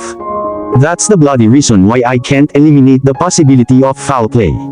Huminga ng malalim ang officer na huminga bago pinagmasdan ang ekspresyon ng mukha niya. Speaking of the foul play, Mr. Anderson, it was your own condo where Monica Castillo jumped. Nakikita ka rin sa harap ng tinutuluyan niya bago siya nawala. May I remind you that if there was a prime suspect for her disappearance, it was you. Nabigla, tinapunan ko ng nakakatakot na tingin ng investigador. Are you assuming ako ang nasa likod ng lahat ng ito? Mananatili kang inosente maliban kung napatunayang guilty, Mr. Anderson. Umiling ako sa sobrang hindi makapaniwala, na lalaki ang hindi makapaniwalang mga mata na patuloy na nakatitig sa kanya. Maaaring hindi niya ito sabihin ng malakas, ngunit inakala niyang napatay ko si Monica. Hindi ko siya pinatay, hindi ko gagawin yun. Ako ay isang jerk, isang bastard, pero hindi ako magiging killer. Padabog kong isinara ang pinto, naiwan siyang natulala sa hindi ko inaasahang pagsabog. Kumakabog sa karahasan ng dibdib ko, kahit na nakaayos na ako sa loob ng kotse ko. Hindi pa rin ako makapaniwala sa mga paratang niya. Masakit pa rin sa pandinig ko ang mga salita niya. Ang tunog ng phone ko ang nagpagising sa aking malalim na pag-iisip. Tinitigan ko sandali ang phone, naiinis sa tunog ng ungol na tumatagos sa aking tenga. Hinintay kong tumigil ito pero hindi. Sa halip, nagsimula itong inisin ako. Lalo pa sa tuloy-tuloy nitong tugtog. Hello, I snapped without checking kung sino ang tumatawag. I made it evident na wala ako sa best mood ko ngayon. Nahanap ko na rin sa wakas ang ninakaw na painting, Gabriel. Holy shit! Tumingala ako at nakita kong si Emmanuel Timothy ang tumatawag, isang private investigator na minsan kong kinuha para gawin ang isang pabor ko. Ang painting na ninakaw sa akin. Sa wakas ay natagpuan na ito. Saan ko ito mahahanap, Emmanuel? Nanginginig ang boses ko sa excitement. 5 taon ko na itong hinahanap. Hindi ako makapaniwala na natagpuan ko ito ngayon sa kabila ng pinaka-hindi pangkaraniwang timing. Sa Cordova, isang lalaking nagngangalang Alexander Gonzalez ang lalaking nagmamay-ari ngayon ng iyong masterpiece. Ang naririnig kong mga footsteps ay dumaan sa sala habang ako ay masinsinang nagbabasa ng ilang magazine. Ang nakakagambalang tunog ay sapat na upang hilahin ako mula sa aking konsentrasyon, at iangat ang aking tingin sa oras upang makita si Elisa, na pumasok sa pintuan na ang kanyang mukha ay maaliwalas na may ngiti. Napansin ko na ang mga luha ay natipon din sa gilid ng kanyang mga mata. Nagboluntaryo si Papa Alexander na bantayan saglit si Faith. Sinabi niya sa akin na umupo at magpahinga saglit na ginagawa ko ngayon. Pagkatapos ay tumakbo siya patungo sa hardin kasama ang aking daughter sa loob ng stroller upang makalanghap ng sariwang hangin. Lumiwanag ang mukha ko nang makita si Elisa. Hindi na nakuha ng magazine ang interes ko, at inilagay ko ito sa ibabaw ng stock ng iba pang mga magazine na binaliktad ko ilang sandali ang nakalipas, at naiinip na hinintay na makarating siya sa tabi ko. Nakalugay ang kanyang magandang buhok at sumasayaw ito sa kanyang mga balikat sa bawat galaw niya. Itinuring ko sa isang hinahangaang sulyap na si Elisa ay mukhang mas nakamamanghang sa kanyang kulot na buhok na bumababa sa kanyang mga balikat na parang talon. Siya ay nakamamanghang sa kanyang sariling paraan, ngunit ang pagpabaya sa kanyang buhok na malayang tumalbog sa kanyang balikat ay isang makapigil hiningang tanawin. Kasing edad ko lang si Elisa, pero wala akong nabalitaang may present boyfriend siya. Ang tanging alam kong karelasyon niya noon ay isang lalaking nagngangalang Nate, na sa kasamaang palad ay dumurog sa kanyang puso 3 taon na ang nakararaan. Yun lang ang alam ko sa ex niya, and I never tried to pry deeper since I respect her privacy. Pero hindi ko maitatanggi na ang nakaraan niya ang nakapagpa-curious sa akin. Si Nate, ang lalaking minsang dumurog sa kanyang puso ay nag-iwan ng malalim na peklat na dinadala niya hanggang ngayon. Ang katotohanang hindi siya kailanman nagpakita ng interes sa sinumang lalaki ay sapat na patunay na hindi pa siya nakaka-move on. Hinila ako ni Elisa sa isang mahigpit na yakap, at bumaha sa aking mga mata ang init. Namiss ko siya ng sobra. Ang huling beses na nakita ko siya ay sa ospital, at iyon ay halos mahigit 2 linggo na ang nakalipas. Humigpit ang pagkakayakap ko sa kanya. Masyado akong natuwa nang makita ko siya sa bahay. "Namiss kita, Liz." Sa wakas ay nagsalita na ako nang bumitaw kami sa isa't isa, malabo ang mga mata ko habang nakatingin sa kanya. "I miss you too, Beatrix. And Faith, I miss her too." Tugon ni Elisa, pinunasan ang mga luha sa gilid ng kanyang mga mata. "Kumusta ang mga magulang mo?" "Oh, gusto ko sanang bisitahin sila, Liz, pero hindi ako pinayagang bumiyahe, hindi ko pa rin sila madalaw sa kalagayan ko ngayon. Lalo na't si Faith ang dapat isaalang-alang. Hindi ko siya kayang iwan. The whole household would go ape kung magising si Faith na wala ako." Sa 8 sa mga kapatid ko at maging si Papa ay hindi siya mapapahinto mula sa pagiyak niya. Ang pabango ko yata ang nagpakalma sa kanya. Si Elisa ay tumango ng may sympathy. Pagkatapos ay ang pagkislap ng amusement ay sumibaw sa kanyang napakalaking pagod na mga mata, habang iniisip ang mga lalaki ng Gonzales na sinusubukan ang kanilang makakaya upang maging angkop sa isang umiiyak na baby na may mga mukha na nababalot ng takot. Iyon ay walang alinlangan na ang pinaka-nakakaaliw na tanawin upang pakainin ang isang mausisa na mata. Maayos ang aking mga magulang. At bago ko makalimutan kung bakit ako napunta rito, nais kong sabihin sa iyo kung gaano ako nagpapasalamat, kaya ang aking mga magulang, sa bagong tahanan ay bukas palad na ibigay sa amin ni Mr. Alexander. Isang pasanin ang naalis sa aking dibdib at saka, tumawag ang Harvey University para ipaalam sa akin kahapon, na makakapag-enroll ako sa school nila na may libreng tuition at monthly allowance. Without you, hindi magiging posible ang lahat, Beatrix. Isa kang anghel na ipinadala sa akin. Dahil sa labis na pasasalamat na kumikinang sa kanyang mga mata sa anyo ng mga luha, hinawakan ko ang kamay ni Elisa at hinawakan ito ng mahigpit. Deserve mo kung anong meron ka at ng pamilya mo ngayon. Mas masaya ako na suklian ko ang parehong kabutihang ipinakita mo sa akin noon. Hindi kami nag-usap ng ilang sandali, hinayaan ang nakakapagpakalmang katahimikan sa pagitan namin. Ngumiti ako sa kanya, it was a smile that spoke 1,000 words. In return, ganoon din ang ginawa niya. Ang simpleng kilos ay napuno ng init ng puso ko. Kami ni Elisa ay magkapatid, hindi sa dugo kundi sa puso. Ang bond na iyon ay hindi kailanman masisira sa pagitan namin. I will be leaving next week, Beatrix. I shall miss you, but don't worry, I will text and call you non-stop hanggang sa mapagod ka sa akin. Tumawa ako, saya na ngayon ay sumasayaw sa aking mga mata. Hindi na iyon kailangan, Liz. Magiging abala ka rin sa mga gawain sa school. Maaari mo akong bisitahin tuwing weekends or holidays, hahayaan kong sunduin ka ng isa sa aking mga kapatid mula sa boarding school. Thank you, that would be great. Mariin akong nakatitig sa mukha ni Elisa nang makita ko kung paano unti-unting nawala ang ngiti sa labi niya. Napakunot ang noo ko nang ang masayang nakangiti niyang mukha ay napalitan ng nakakagulat na kamalayan. Ang mahinang bulong ng paggalaw ay nakakuha ng atensyon ko, ang tunog ay nagmumula sa pintuan. Tinaas ko ang aking naguguluhan na tingin sa pinto, at nakita ko si Ethan na pumasok mula sa pinto, at natigilan ng ang kanyang tingin ay nakalok kay Elisa, na napagtanto kong nabakante ang kanyang upuan, at ngayon ay sa kanyang mga paa. I swore na mabilis na tumaas ang mood, bago ko namalayan na nagdilim ang kapaligiran ng kwarto. Napakalakas ng naramdamang tensyon kaya't napakahirap ipagwalang bahala. Hindi kumukurap ang mata nina Ethan at Elisa. Lumapot ang tensyon na bumabalot sa silid. Magkakilala kayong dalawa. Tumalon ako sa pagitan ng nagbabanggaan na mga bato, sinusubukang huminto bago sila makalikha ng napakalaking pagsabog. Sapat na ang sinabi ko para maalis sila sa kanilang glum na guni-guni. Ngunit tila ako ay tumalon sa wrong timing, medyo matalim na lumipat sa akin ang dalawang tingin, halos manigas ako sa biglaang malamig na pakikitungo na redirect sa direksyon ko. I think I better leave now. I can't bear to stay any longer. Wala na ang walang hanggang kalmadong kilos ni Elisa, siya ay tumingin kay Ethan na may frosty glare na ginawang freezer ang buong sala. Nilibot ng mga mata ko ang pahirap na titig ni Ethan, hinawakan niya ang braso ni Elisa bago pa man ito makalakad papunta sa pinto. Nawala para sa mga salita, pinanood ko ang eksena ng may kakaibang interes. Kailangan nating mag-usap. Sa wakas ay nagsalita ang aking kapatid, ang kanyang mga labi ay nakadikit sa isang manipis na linya. Ang kanyang makapal na kilay ay nagsanib sa isang tuwid na linya. Ang mapupungay niyang mata ni minsan ay hindi nawala sa mukha ng matalik kong kaibigan. Cut the crap, Nate, don't act as if you care. Let me go. Ang talas ng saksak sa tono nito ang nagpalaya sa kanya. Napabuntong hininga ako matapos kong ma-realize. Ang Nate ay isang pangalan na nangangahulugang Ethan kapag binasa ng pabalik. Si Elisa ay dumiretso sa pintuan, ang kanyang buhok ay galit na humahampas sa kanyang mga balikat mula sa kanyang hindi magandang paglabas. Umalangaw-ngaw sa sala ang tunog ng paghampas ng kanyang heel sa marmol na sahig. Wait, Elisa, hayaan mo akong magpaliwanag. Dumagundong ang tinig ni Ethan sa buong silid habang siya ay tumakas patungo sa pinto para habulin siya. Kanina pa wala ang couple pero nakatayo pa rin ako. Nang mapagtantong nakabuka pa ang bibig ko ay napapikit ako. What the hell just happened? Ito ang pinakamatinding drama na nakita ko. Nandyan ka pala Beatrix, hinahanap ka. Lumabas si Papa Alexander mula sa pinto na tinutulak ang stroller. Sumilay ang ngiti sa labi niya nang makita ako. Napawi ang kunot na kumunot sa noo ko nang makita kong mahimbing na ang tulog ni Faith Viena. Anong nangyari kay Ethan? Nakita mo ba ang pagmumukha niya? I wonder what had pissed him off. Mariin kong itinikom ang aking mga labi bago ko mailabas ang katotohanan sa pamamagitan ng pagsasalaysay ng nangyari sa loob ng sala bago siya dumating. I don't have the right to speak for Ethan and Elisa, since I don't exactly know what happened between us. Ipinapalagay ko na hindi ito isang ordinaryong hindi pagkakaunawaan sa kung gaano katindi ang naging reaksyon ni Elisa.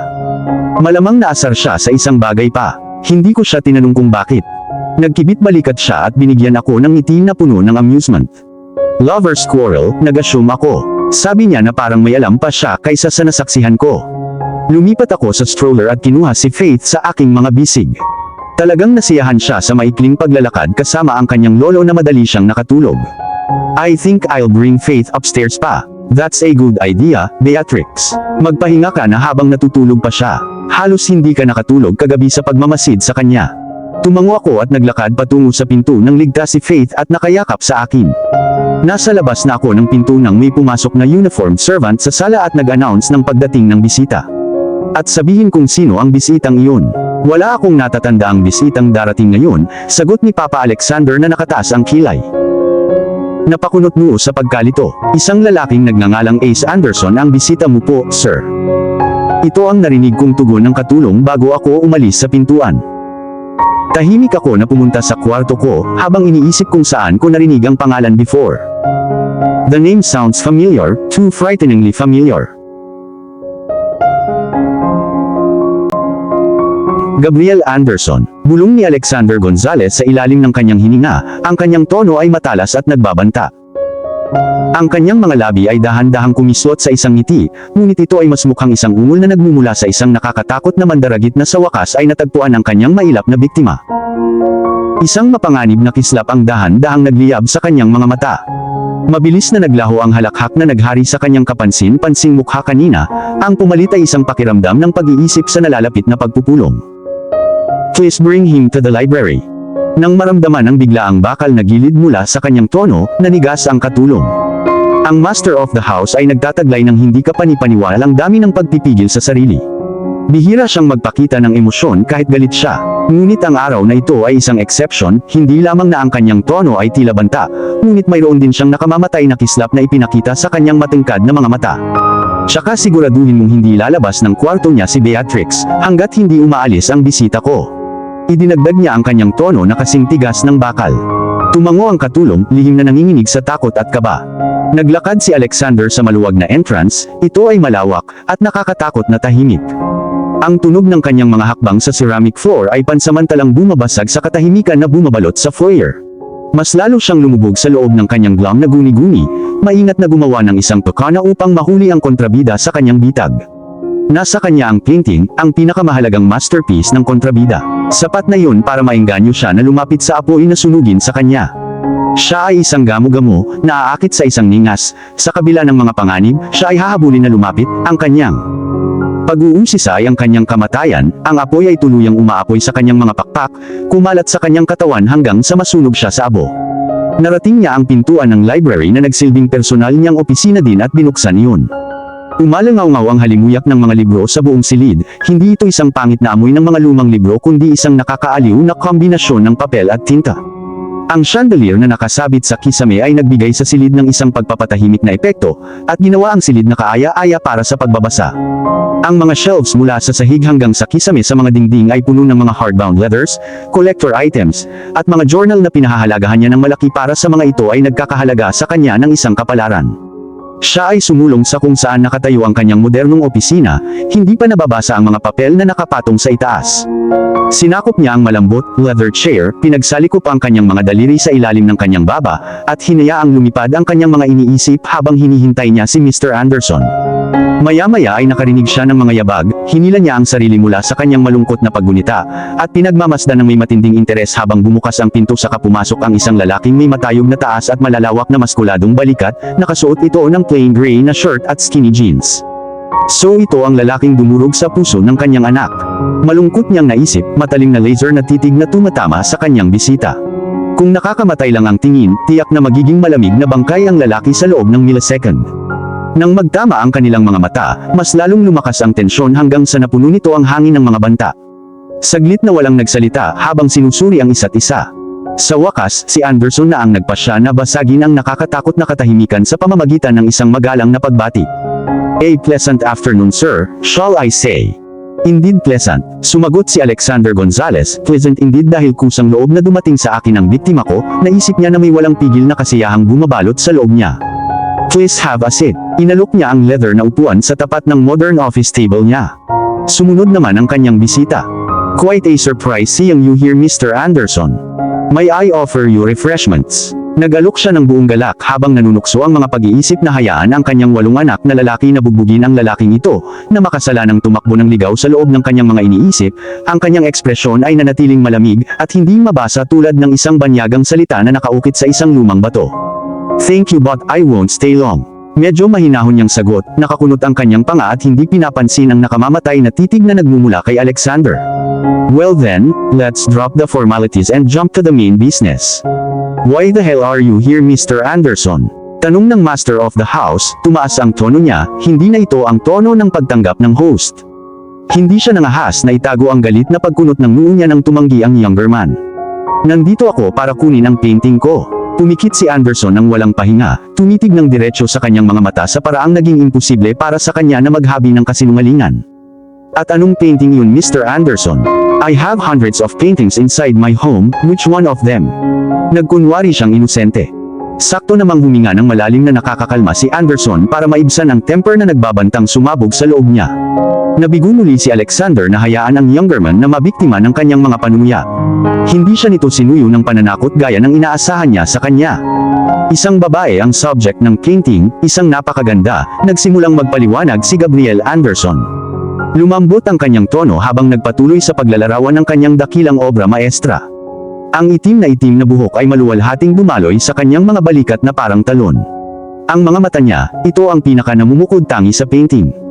Ang isa ay madaling makita ang kapansin-pansin ng pagiging kakaiba ng kanyang magkaibang kulay ng mata.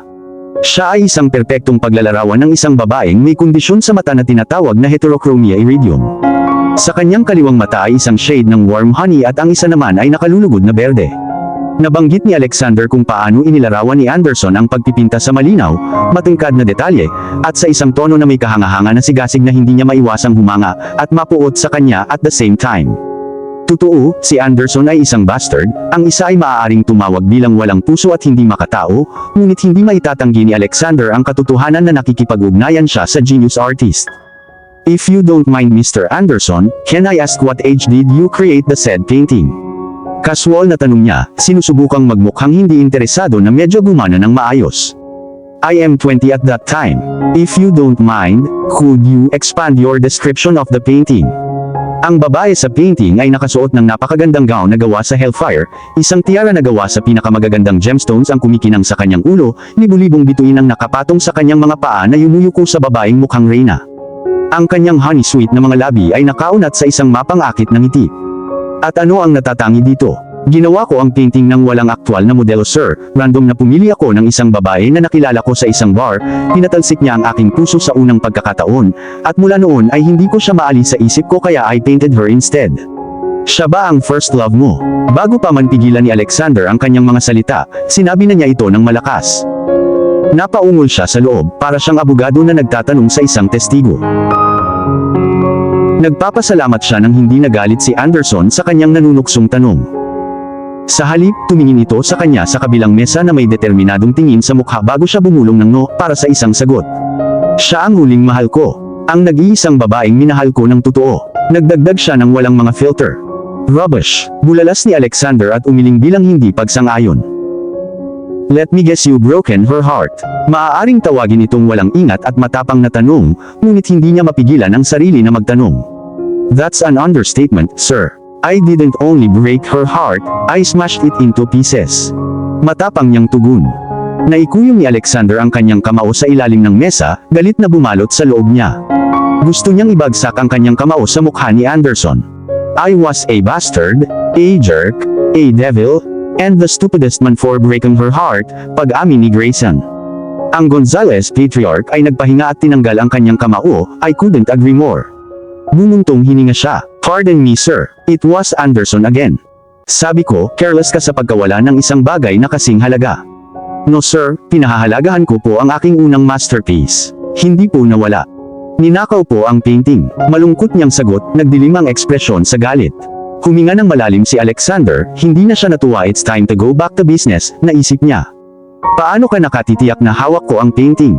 Itinaas niya ang kanyang dismayadong mukha kay Anderson na mukhang hindi gaanong apektado sa kanyang naramdaman.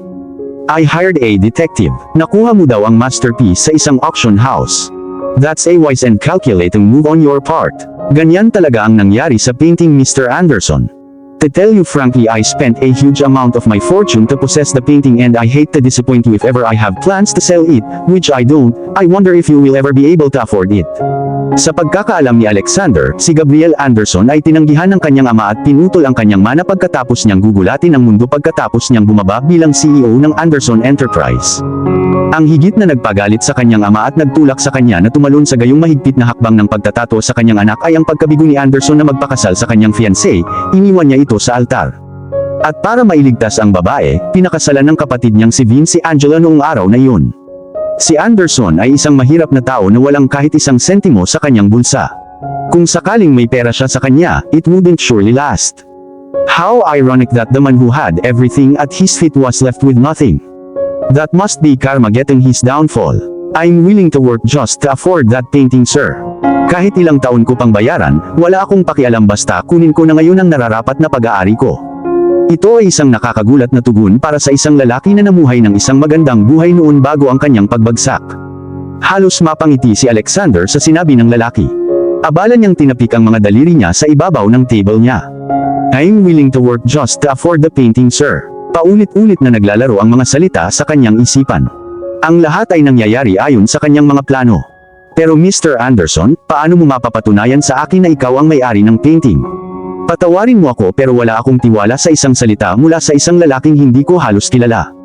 Kung ibababa mo ang painting sa labas, ang gown na gawa sa Hellfire ay magiging isang phoenix na bumangon mula sa kanyang abo. Nagulat si Alexander. No, the shock was an understatement.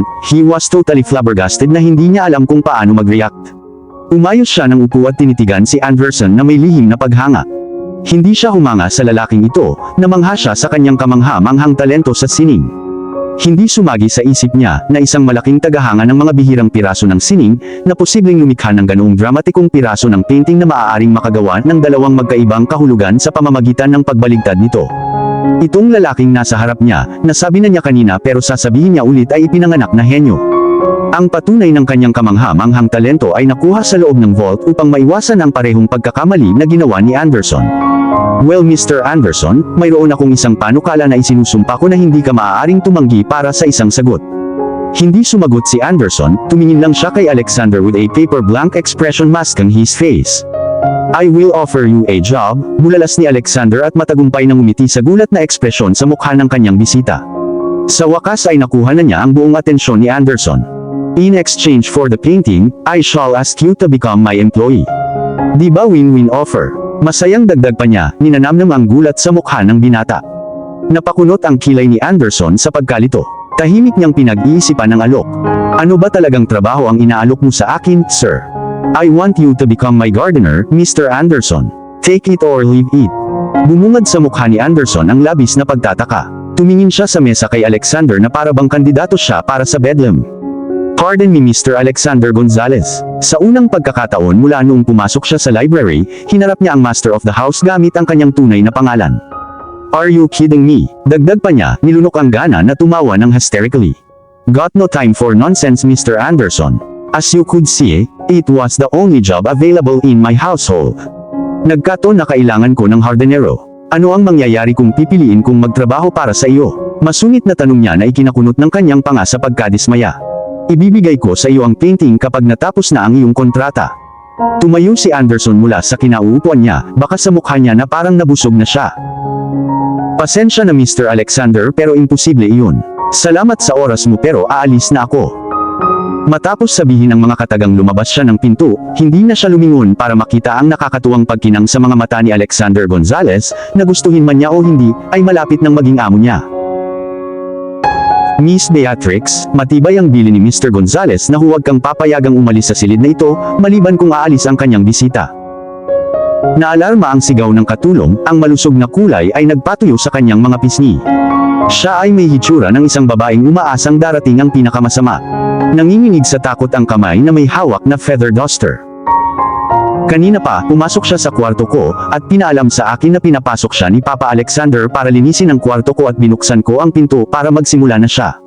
Ngunit nang sabihin ko sa kanya na pupuntahan ko si Papa, nanigas siya, pagkatapos ay nanlamig sa pangamba. Sinalubong ko ang nakakatakot niyang tingin. Bago ko napagtanto ang ginagawa niya, nakaharang ang manipis niyang frame sa pinto. Pakiulit, sumilip ako mula sa ilalim ng aking mga pilikmata, nagliwanag sa aking mga mata ang makulit na amusement. Hindi makapaniwala, bakit gagawin iyon ni Papa? Sagot ko, umiling-iling sa hindi makapaniwala. May bisita siya, napaka-importante. I assume may valid reason ang master of the house. Siya ay isang makatwirang tao pagkatapos ng lahat. Paliwanag ng katulong, hindi man lang lumambot ang kanyang nakakatakot na ekspresyon. I'm curious kung sino ang bisitang iyon. I promise I will not let father see me. Sisilip lang ako sa library. It would be quick. Good heavens. Huwag mo na sanang subukan, ma'am. Nagmamakaawa siya, binalaan ako ng nakakatakot niyang mukha. Dumapo ang tingin ko sa crib sa tabi ng aking kama, si Faith ay tahimik na natutulog na nakayakap sa kanyang maliit na unan. Bumalik ako sa katulong, babalik ako, mahinang sabi ko para maiwasang magising ang anak ko. Mangyaring sundin ang kanyang utos, Miss Beatrix. Mapapalayas ako sa bahay na ito kapag hindi ko nagawa ang inuutos sa akin ni Mr. Gonzalez.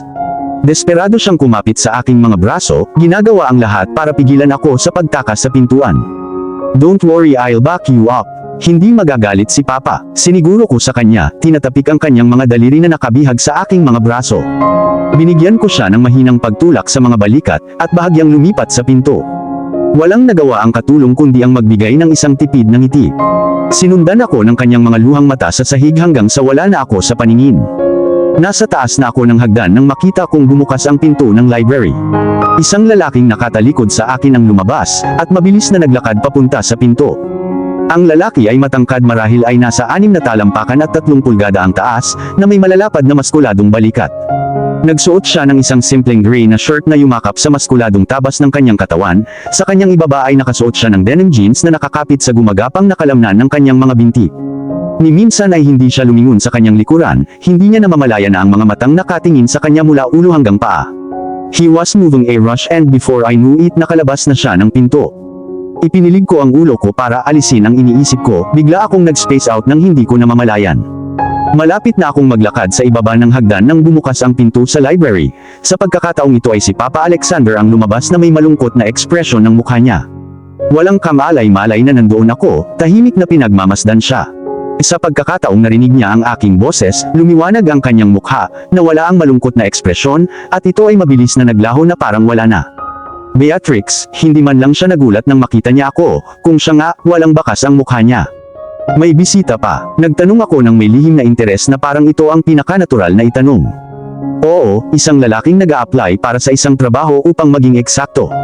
Oh, hired ba siya? Hindi pa, Beatrix, pero I'm sure malapit na siya. Misteryosong sagot niya, isang kislap ang bumungad sa kanyang black charcoal na mga mata. Wala na akong sinabi. I will be throwing a grand party for you this Wednesday, Beatrix. I want to introduce you to the elite world as my daughter and the future heiress of the Gonzalez chain of business. Napaawang ang bibig ko sa gulat. Ang pag-asang makatagpo ng mga bagong kakilala mula sa elite world father moves ay sapat na upang takutin ang impyerno mula sa akin. Future heiress of Gonzalez chain of business. Umalangaw-ngaw sa isip ko ang mga salita. Nanlamig bigla ang mga daliri ko. Ang salitang heiress ay tila banyaga sa aking pandinig at ni minsan ay hindi sumagi sa isip ko na masusumpungan ko ang aking sarili balang araw upang maging isa.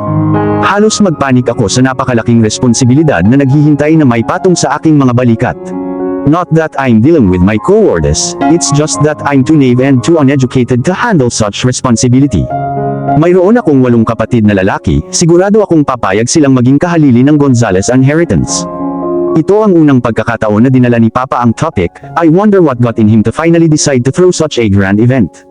Nabalot ako ng katahimikan, abala sa mga iniisip ko. Nang maramdaman ang pag-aalinlangan na hindi ko na itago, lumingon sa akin si Papa Alexander, itinaas ang baba ko para makatingin ako ng diretso sa mga mata niya. Napakaraming tenderness sa kaloob-looban ng kanyang mga mata na nagpatibay sa akin na magiging maayos ang lahat, at hindi ako dapat matakot. Hinuli niya ang aking mga daliri at mahigpit na hinawakan ang mga iyon gamit ang kanyang magaspang na mga kamay, isang kamay ng isang diligent at hardworking na lalaki. Beatrix, napabuntong hininga siya, nag-iisip ng mga tamang salita na ipaliwanag para madali kong maintindihan. Nawala kita sa loob ng 23 mahabang taon ng buhay ko, wala ako noong pinakakailangan mo ako. Wala man lang ako roon para yakapin at aliwin ka sa unang bangungot mo. Wala man lang ako roon para protektahan ka sa iyong pinakaunang sakit sa puso at labis kong ikinalulungkot iyon. Papa, nawala na ako ng masabi, wala na akong masabi pa. Tumikhim si Papa Alexander, pinilit na tumulo ang mga luha habang nagpatuloy. Lagi mong tatandaan na nandito ako ngayon para protektahan ka. At ang 8 kapatid mo, hinding-hindi na ako papayag na saktan ka ng kahit sino. I swore na may apoy na naglalagablab sa kaibuturan ng mga mata ng aking ama, as he made a vow. Pinulupot niya ako ng mahigpit sa kanyang mga braso ng napakalambot, nilulunod ako ng pagmamahal. Sinimulan na nila ang digmaan, at wala kang pag-asa na lumaban noon.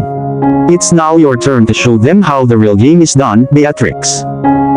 Hindi ko alam kung ano ang ibig niyang sabihin. Hindi ko naman masyadong sineryoso. Ipinulupot ko na lang ang mga braso ko sa leeg niya, at isinandal ang ulo ko sa mga balikat niya. At dito na po, nagtatapos ang part 20 ng ating kwento. Sabay-sabay po nating abangan ang susunod na kabanata. Maraming salamat po. God bless and stay safe.